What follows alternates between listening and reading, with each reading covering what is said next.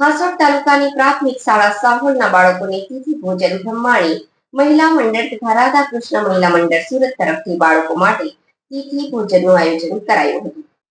પ્રાથમિક શાળા સાહોલના બાળકો માટે જૂના ગામ સાહોલ સ્થિત સુખેશ્વર મહાદેવ મંદિર ખાતે તિથિ ભોજનનું વિશેષ આયોજન કરવામાં આવ્યું હતું. આ પવિત્ર પ્રસંગે બ્રહ્માણી મહિલા મંડળ તથા રાધાકૃષ્ણ મહિલા મંડળ સુરત તરફથી બાળકોને તિથિ ભોજનમાં દાળ ભાત શાક રસ પૂરી રમકડા તેમજ આઈસ્ક્રીમ પણ આપવામાં આવ્યા હતા. આ કાર્યક્રમમાં બાળકોને આનંદપૂર્વક ભોજન કરવામાં આવ્યું હતું. ભોજન દરમિયાન બાળકોના ચહેરા પર ખુશીના ઝળહળતા ભાવ જોવા મળ્યા. મહિલા મંડળના સભ્યો પોતે હાજર રહી બાળકોને પ્રેમપૂર્વક ભોજન પીરસ્યું હતું. આ પ્રસંગે બાળકોને માત્ર ભોજન જ નહીં પરંતુ સ્નેહ, સંસ્કાર અને સામાજિક એકતાનો સંદેશ પણ મળ્યો હતો.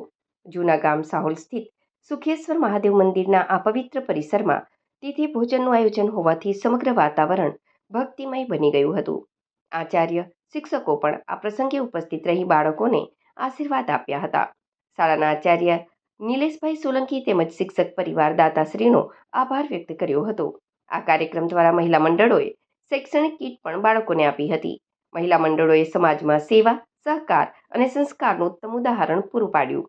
બાળકોના હર્ષભર્યા ચહેરાએ દર્શાવ્યું કે આ તિથિ ભોજન તેમના માટે યાદગાર બની રહ્યું છે. આ સંસ્કરણ વધુ સમૃદ્ધ છે, જેમાં બાળકોની ખુશી, સામાજિક સંદેશ અને મંદિરના પવિત્ર વાતાવરણનો ઉલ્લેખ છે.